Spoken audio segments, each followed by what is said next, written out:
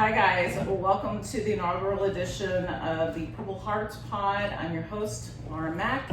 We're doing a preseason review of SFA football for 2026. I'm joined by none other than Owen Schaefer, otherwise known as the proprietor of the Sam Goatlak page. Yes. So please introduce yourself for the two people in the world who don't know who you are. I'm Owen. I started a page in 2024 during the 2024 season for the GOAT, Mr. Vidlak, Mr. Sam Goatlak, the GOAT. I know he's gonna watch this because he's the GOAT. Yeah, so you're the GOAT. And it was just a meme page, and all the players seemed to like it, and I got a few cool, really small group of people. It's not small. Cool group of people, large group of people who are very supportive, and it's a lot of fun. So I think, Owen's very humble, but I think you were kind of like the motivator to get that student crowd to the games. I really do. And anytime I mention your name, whether it's to a player or a student, I mean, they respond by just laughing. Really? So yeah, absolutely. So you're very humble. So that's surprising. Well, I have that's why I knew in 2024 with that team, because I've been watching SFA football forever, but 2024, that team, it was just something about it. It was like heartbreaking losses. Carthel's covered it. He's talked about it. Heartbreaking losses. One or two plays could have made the difference. Yep. And it was just like, it was like gut wrenching at the end of the season when we didn't do what we wanted to do and Sam got injured. Yeah. And then I was telling people, in 2025, I was like, this is gonna be the greatest SFA team. Yeah. And in 2024, it seemed like nobody went to the games, and it was Correct. very depressing. But Yeah. so that's why I made the page. I just kind of wanted to interact with the team a little bit and get people. It's a morale booster. It's a morale booster for sure. I mean, like players are like looking at your page to see what your take is on games and stuff. So that's cool. I think it's awesome. Yeah. Most of the people were like diehard fans. It's like when I say small group, a small group of diehard fans, and some really cool people from the band and players. So Absolutely. it's fun. At least I can be a little part. Absolutely. Well, I appreciate you. Owen held my hand during we both knew, I'm glad you knew that about 2025 season as well. I also knew that about 2025 season, and he held my hand through the receiving votes version of the polls. I don't know if you remember me contacting you about. I was dying. I was like, receiving votes? I think that's worse than coming in last place, really. Yeah, it was like purgatory. It was terrible. Yes, absolutely. I'm like, you don't see the talent on this team? Are you kidding me? Are you kidding me? It's because we took those two losses, because I think we were ranked at the beginning of last year, preseason poll. Yeah. And we lost to Houston. I don't think we fell out of the rankings then, but we fell out after ACU, and we could not get back in. It was a killer. Those two, but then from then it was like click, we got it. Yeah. So I mean, Houston was going to be tough, but ACU was heartbreaking. Yeah. So, well, this is preseason talk about 2026. This, if you don't know, if you're living under a rock, SFA did clinch the Southland Championship last season. Huh? Oh yeah. He wore this at Montana. Oh yeah. Okay. Yeah. So if you don't know that, and so the hype around this season was that this was going to be a rebuild season, and I don't like hearing those words. That really is like a death knell to me, and it's an insult to the players that stayed. So thank you very much, players that stayed. And yeah, I mean, a lot of talent left, and we understand why. There's no hard feelings there, but to hear those words rebuild means there's no expectation of greatness. And I want to tell you my layman's terms for last season and this season. Last season it was hide and watch. Carthel had said for years, just give me a few years. I'm going to get this and we're going to go for it. We're going to get a championship. And he delivered on that. That was the hide and watch. There were a lot of people hiding and watching and being like, okay, well now I guess we can agree that SFA football is a great, program. So yeah, hide and watch, we won. This year is all that and then some. I'm gonna go ahead and make a prediction right now. Okay, prediction. Here's my prediction for right now. You can make yours after we do our preview. Okay. If you want, unless you want to jump in. Okay. Right. But this one is all that and then some. Okay. looking at the talent, just previewing it, looking at how our coaches, we've got Jacob May now as our offensive coordinator. Jared, sorry. See, but Jason, no, I'm got you. Thank you. That's why he's here, because I'm just like sitting going, yeah. Okay, Coach May. We have Coach May, and I think things are clicking, and it's going to be, we're going to win. I don't think there's any way we can't win, just looking at what Southland's got going on. No offense to Southland. And the then some is we're placing 4 in the league. Yeah, okay. So he's with me on that. Yeah. And I think May was our defensive coach for like 3 years. So yeah. It's not like a whole new thing. No, it's not. A rebuild. It's more like a revamp. Yes, revamping, and I like it. Because I think what happened in that 2024 season is there was a communication breakdown. And I'm not an analyst, but that's just what I saw from where I was.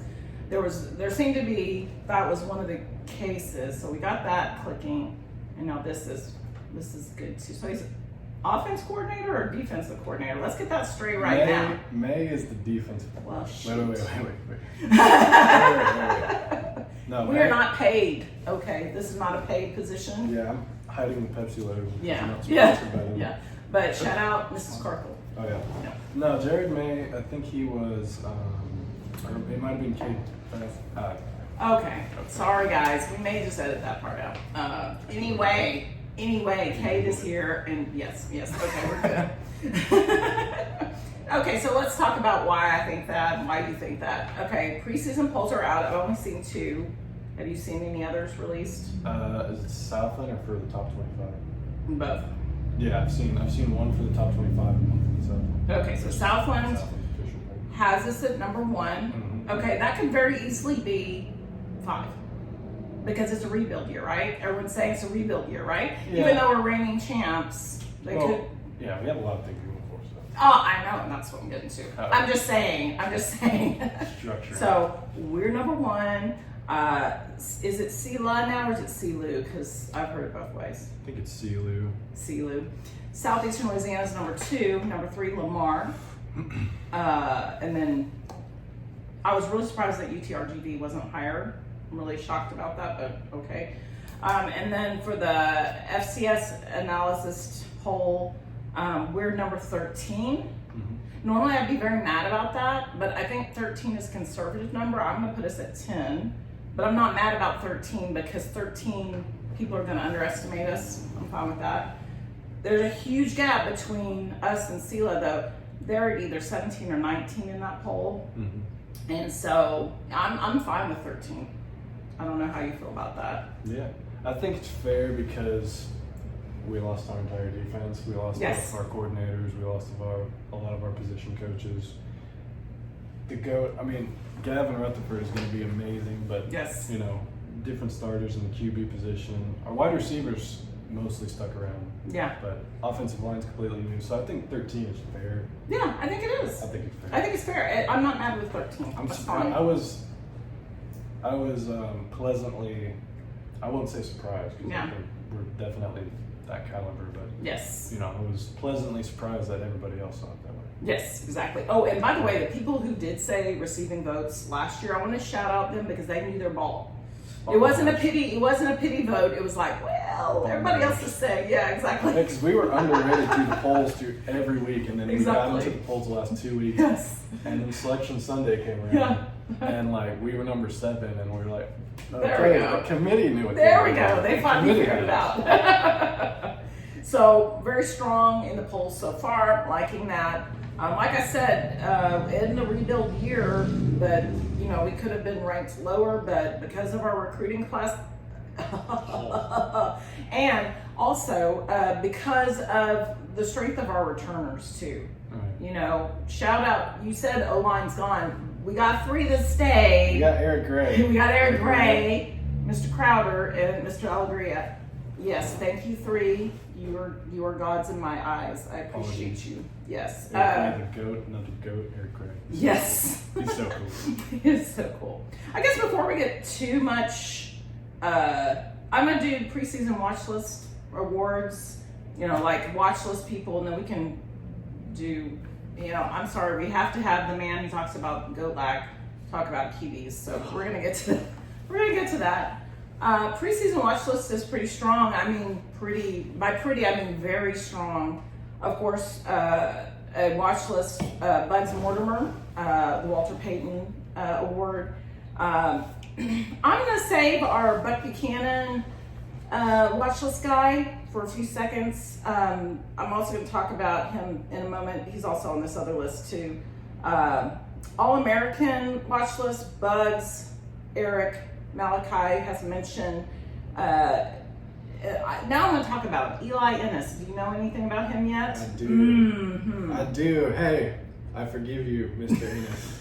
Did he come at you? He broke Sam's collarbone. You remember when? Oh, he was him? He was him. I heard. Eli Ennis? I forgive you. What? Hey, it was against Nichols. Yes. He played the majority of his career against Nichols. Yeah, so our 2024 season. I did not know it was him. It was him. He hit Sam. Sam broke his collarbone. Yeah. I heard Carthel talk about it recently on a podcast he went on, but yeah. And then he went to UAB, I think. Yeah. And then we got him. Okay. I was forgiven. Okay. Well, but also this is forgiven for this reason too.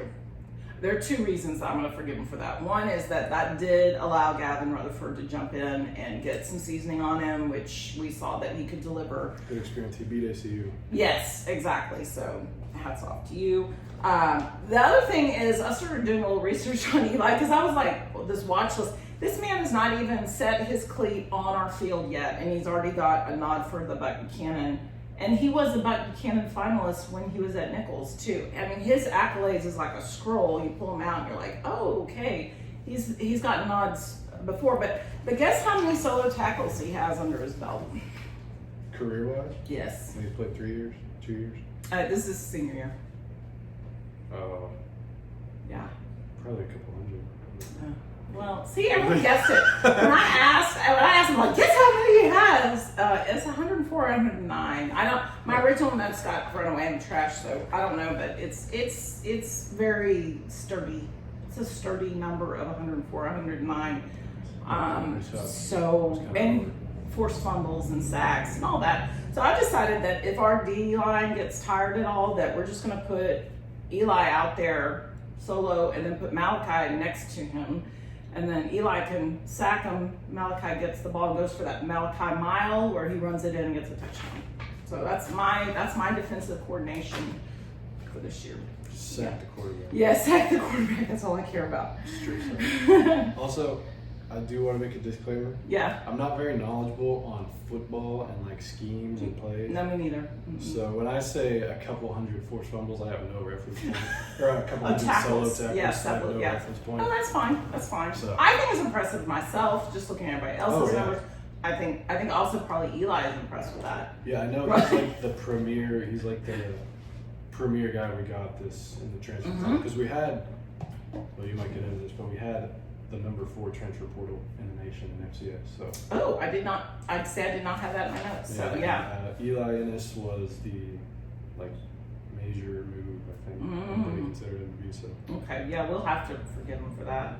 Yeah, sure. Yeah. I mean, he does his job. So yeah, he did his job. I'm sorry, Sam. Okay, so before we go any further, do you want to talk about the QB room, the depth at that? Hey, well, yeah. Okay. So Gavin Rutherford. Oh man, there's been so many potential fan pages about him. That's what potential fan page. That's not saying much. Yeah, you gotta have. I mean, what do you call it? G-Rut-Lack? I don't know. I mean, what do you do? But he was one of the top recruits out of high school, I think. He was crazy in high school, and he's already proved that he can play. I mean, ACU was going into the playoffs when he beat them at home. It was a game ACU kind of needed to win for their ranking. Yeah. And he went in there, beat them at home to close the season, give us hype for the next season. He stepped in when Sam was injured. He stepped in at Houston and he threw some really good passes. We were having such a hard time getting the offense going. Anything open. And he was hitting everybody, and I was like, Yeah. Oh, okay. And then Yeah. when Sam got injured towards the end of the year, I think something was wrong with his shoulder. Mm-hmm. He stepped in, and we didn't lose any games. We won 10 in a row. Yeah. And so he's a running threat. Obviously, that's what Yeah. they used him. He was like a utility guy last year. Yeah. And I think that's what JT Kitna is going to do now. I think he's more of a utility guy now. Yeah. Where Gavin was, which is good. Yeah. I think it's really good to develop him and get the Absolutely. experience in, because just Mm-hmm. switching from one quarterback to another without them being in the system is hard. But Yeah. so that's why I'm really excited for Rutherford. I think he has a strong arm. Obviously, he's like a huge arm that we haven't really got to see yet. Exactly. But we have because he's hit receivers downfield, and like we saw flashes of it last year, and I was like, oh. Yep. That's what I liked. I like his work with running backs too. And so I went from not knowing his style at all and just thinking, oh well, he's the guy. Because look, I'm not that knowledgeable about football, but I was like, okay, well we're gonna run it now. Here comes Gavin, and he runs it. But he was he's so much more than that. Yeah, he's amazing. When they did run, it was yes. like, you knew it was coming. But Yes, you couldn't can do stop him. He is so mature in his position. If you sit down and talk with him, his football knowledge, his acuity is tremendous. And he's just a good guy. He gels well with all the players. So I really like it. I will go further to say that I love JT Kitna.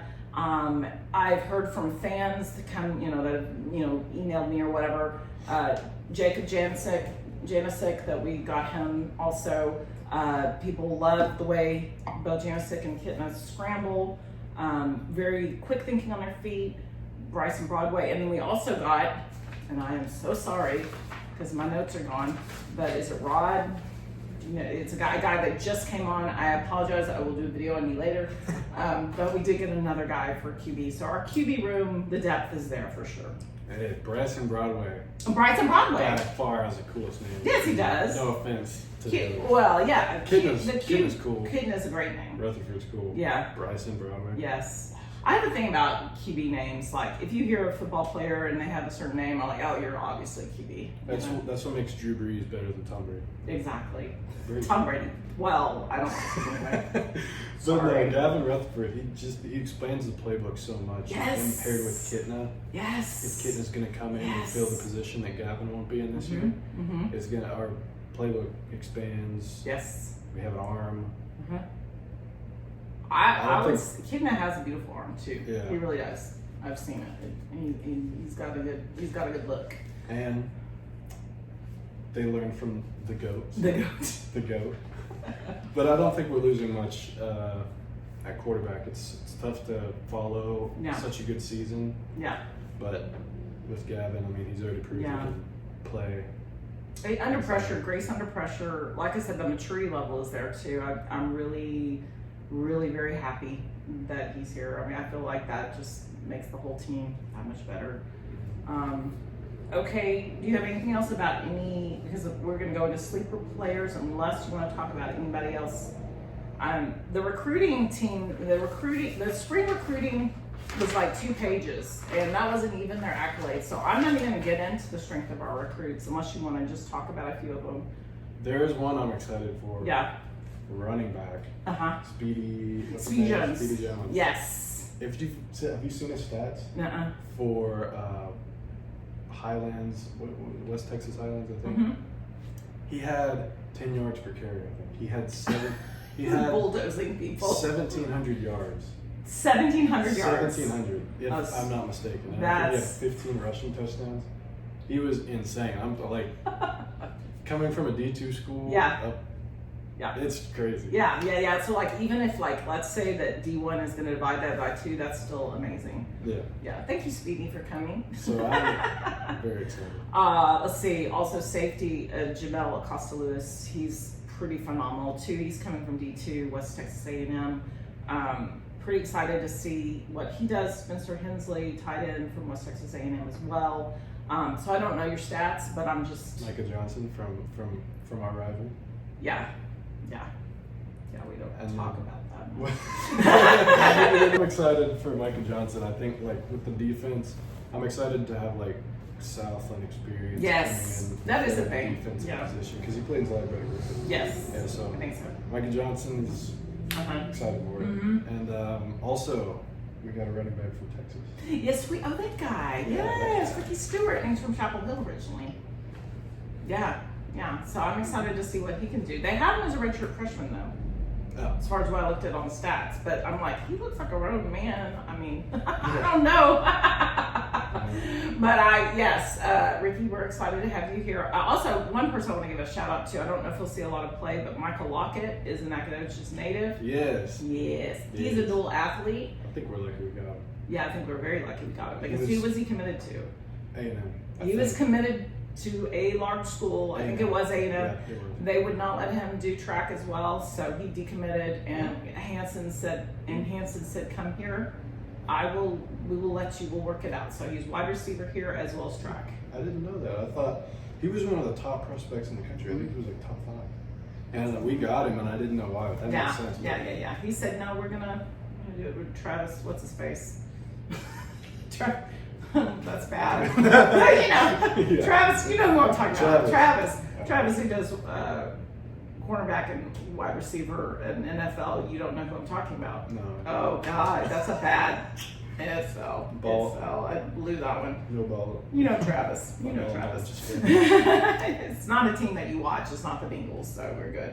Hey, okay. The Texans are clarification. Texans are my team. Okay. But Joe Burrow. Oh, Joe Burrow, I He's know. The Goatlak of the NFL. Yeah, I agree with that. Strong. Until the Goatlak is the Goatlak of the NFL. Yes, until that happens. Yeah. And Joey at that point will retire, I think. Not that it's going to take Sam long, but I think Joe is on the. Oh yeah, he'll be on that. He's on that. So it's gonna be Goatlak. Okay, sleeper players. So we talked ahead of time. Both of our players are returners. Sleeper player to me, this was my definition, is someone that is not on anyone's radar. But he had a different idea. That's fine because it's his part of his pod too. But I'm gonna let you go first. Who's your sleeper player?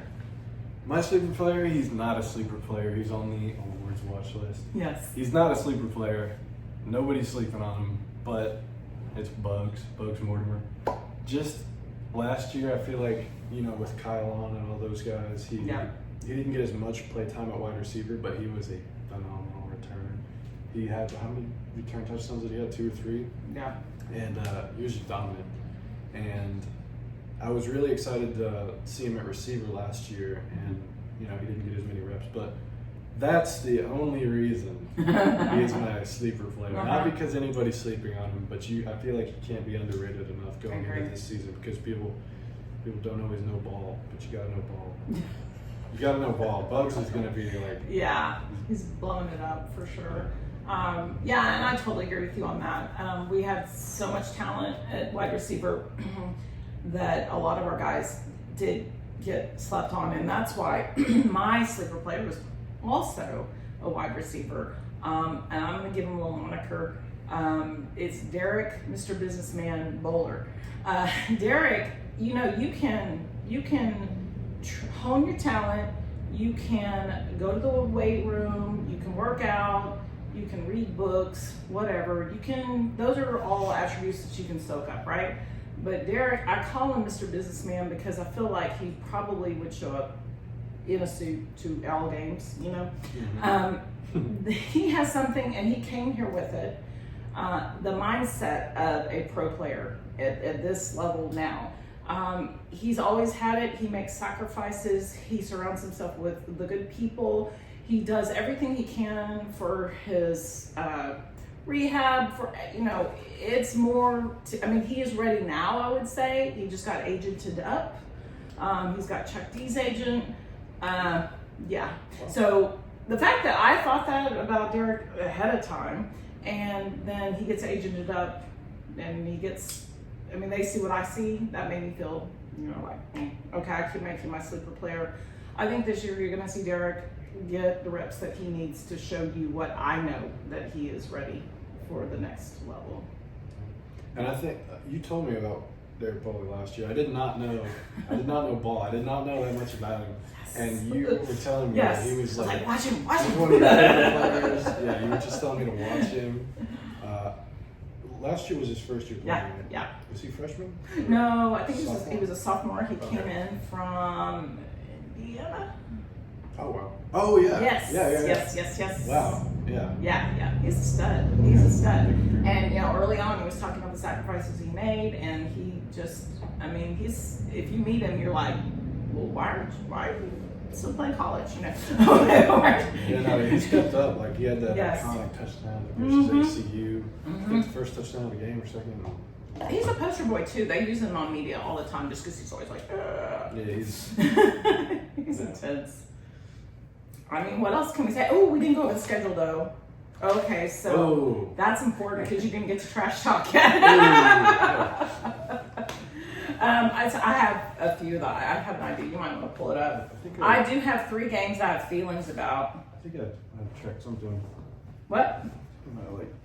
Got something on my shoe when I tracked.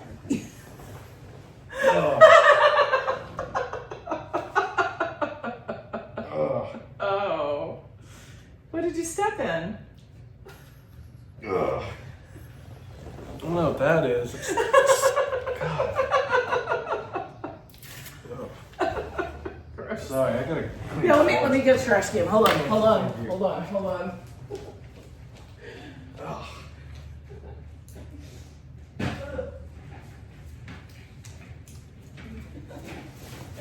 There we go. I don't want to touch it. Okay. All right. Good. I'll go wash my hands. Okay. Hey, legitimately though, y'all suck. And they still have me restricted on Instagram. Do they? They do. And so does ACU. ACU does? Yeah. They couldn't take the heat. They couldn't take the heat. That is hilarious. I love it. You're a threat. Yeah.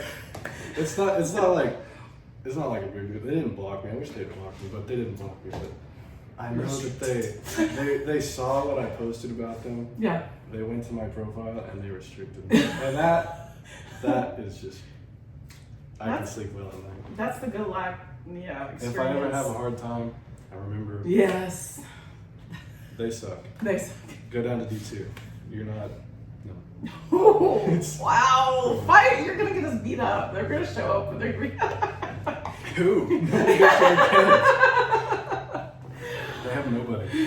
You let me go on my spiel. That's okay. I think they have a good head coach. I think he's more disciplinary. But for the next decade, I'm sorry. This is good. This is hilarious because between you and I, we don't like any Southland team, pretty much. Except UTRGV. Those people are stand up. I really no. The people, the fans. Oh, okay. The fans are really nice. Because I've had it, about my experiences with other places. UTRGV, I'm all like. What did they do? What did they do? They were just nice online. They didn't try to kill me. Yeah. No, they weren't like, I hate you and your mother and your sons and it wasn't like that. It was like, hey, good game. Hey, which is what it should be. The Tarleton Barstool page. You're an idiot. You're okay. You're an idiot, but leave it at that. Yeah, I believe him too. Yeah. Okay. Well, now that you've got it, that's why he's here. It's not out of my system. Yeah, it's not out of your system yet. Yeah. Okay. Well, there's many other teams. I have 3 games I have feelings about. Okay.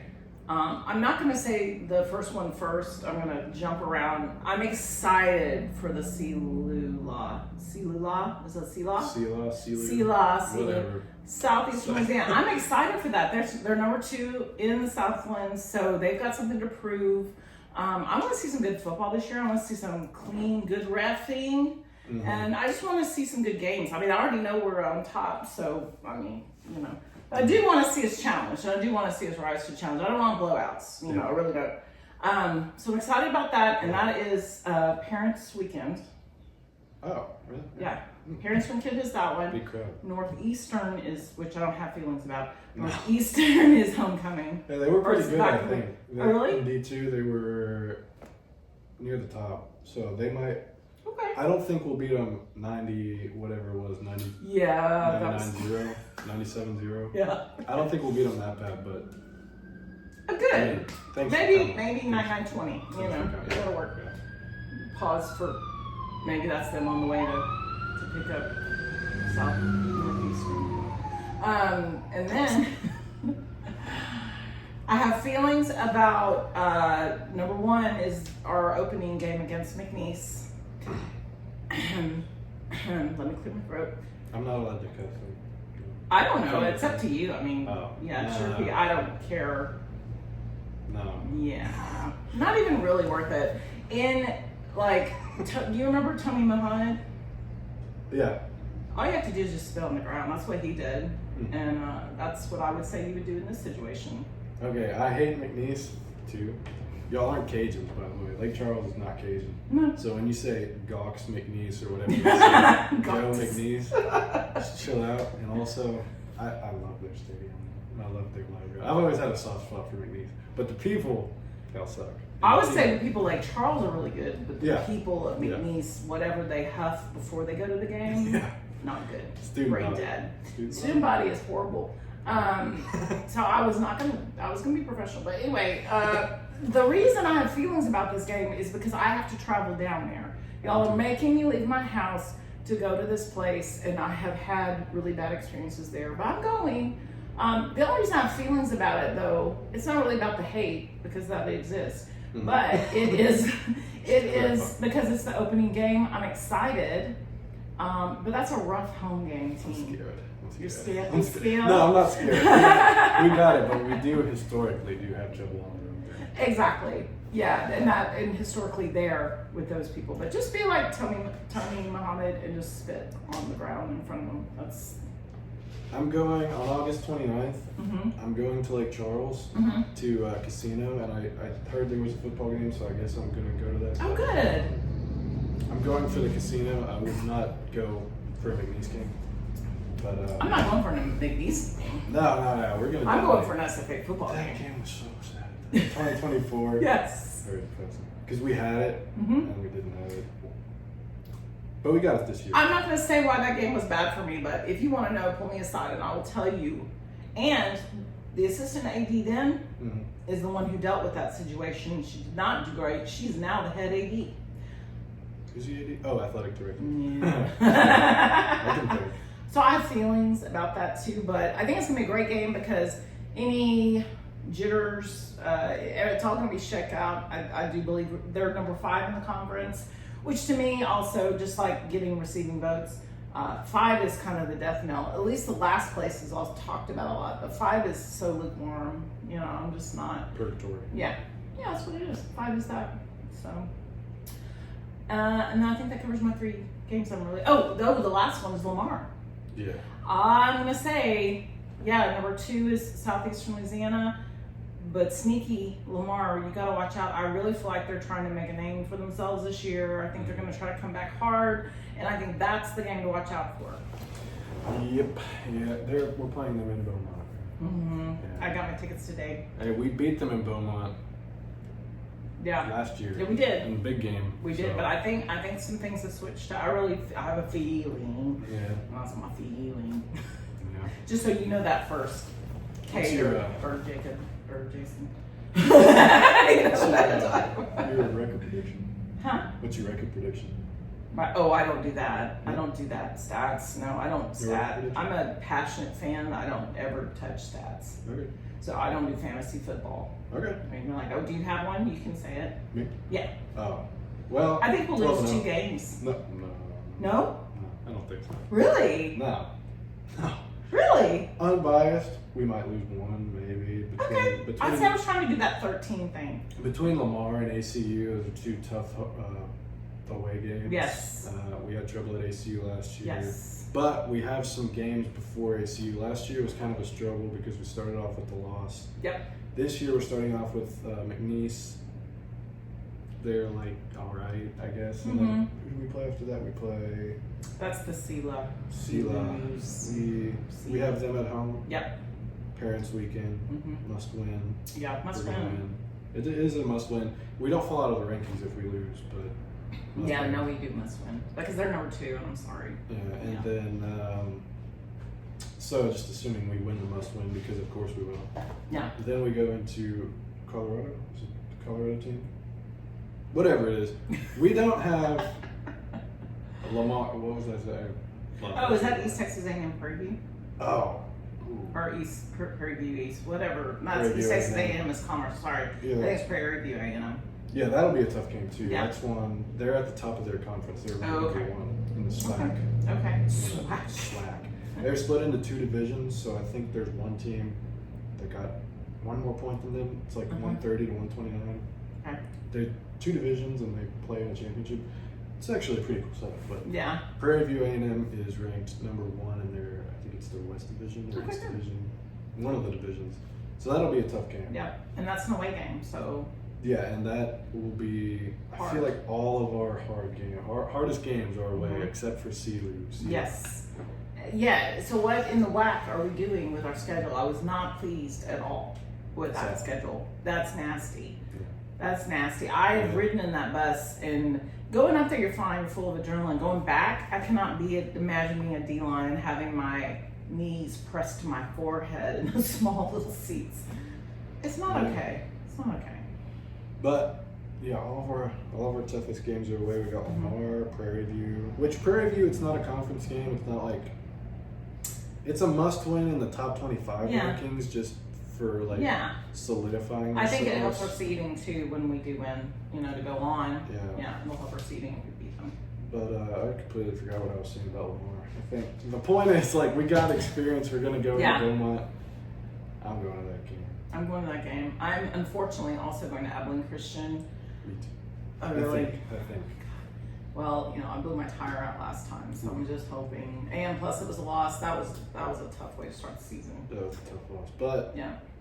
AC, we got Gavin. He's we got Gavin. I mean, I'm not sweating any of this. AC, I'm not. It's like a father-son matchup. The father always wins. So love it. I have the unfortunality to go to Abilene. Yes, it is. They do have a really good Mexican food place there, but I'm not doing like you. You guys, you road warrior it. I have to stay. Unfortunately, that's unfortunately. You did stay? Yeah, we stayed. It's a long ass ride out there, but that's okay. You guys are worth it, so you gotta win. Yeah. And that is a sweet stadium, but you guys watch out because if you go out and then run, and you're gonna hit that brick wall or that concrete wall pretty quick. So be very careful. They don't tell you about that ahead of time. I think Jaden Southern almost slammed himself into one. But yeah. Record prediction.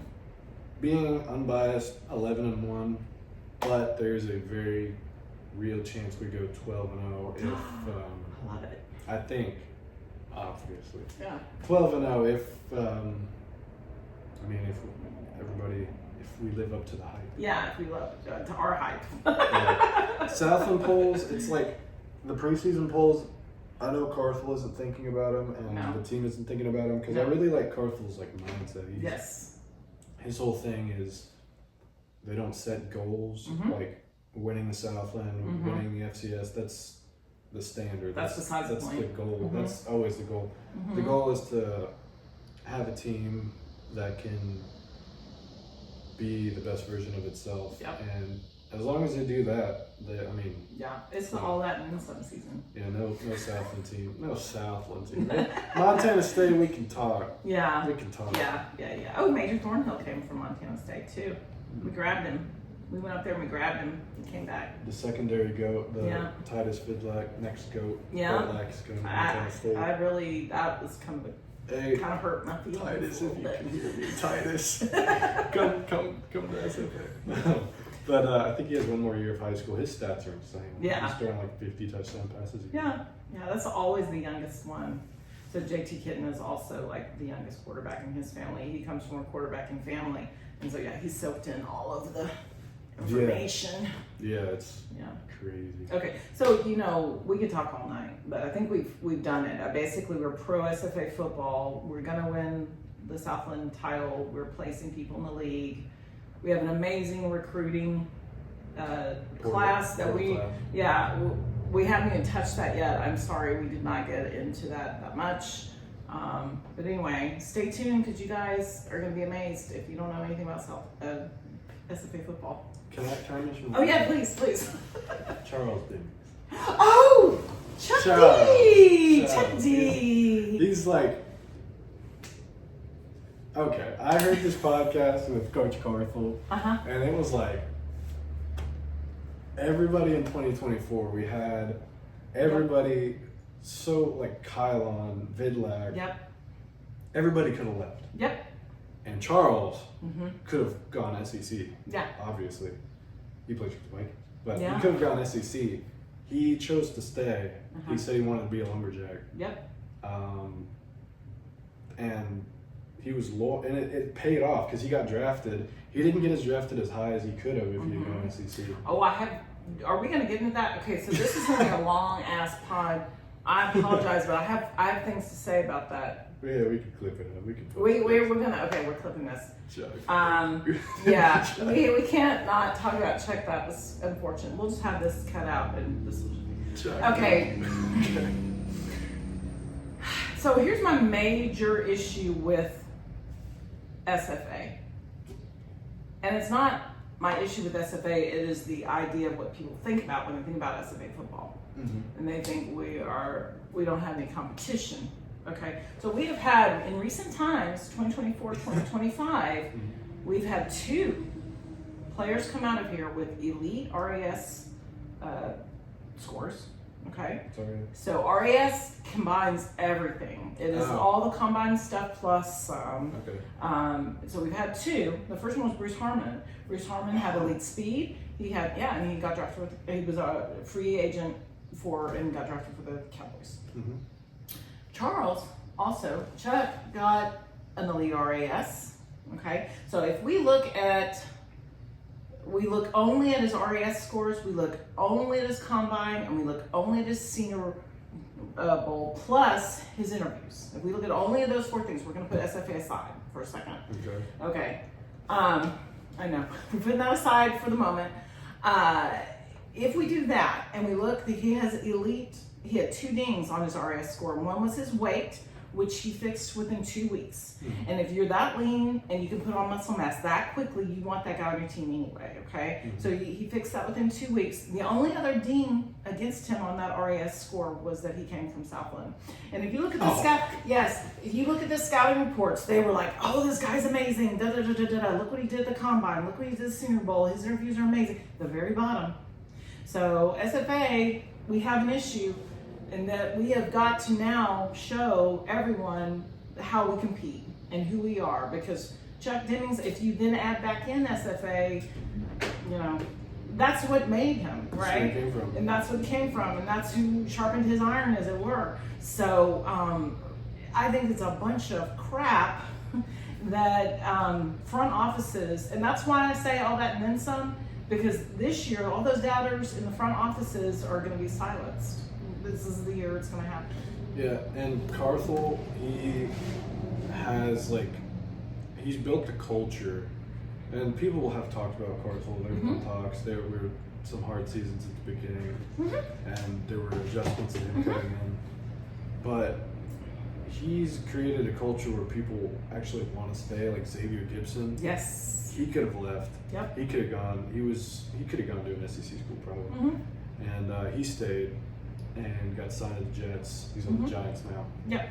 But with Chuck wanting to stay as bad as he did and the rest of the team in 2024, and then giving up possibly a larger contract or a higher draft spot to stay with SFA, in Nacogdoches, it was just it's awesome, and it's paying off for him because he's in practice. He's going head on with Justin Jefferson and Jordan Addison. I heard he got into no. No?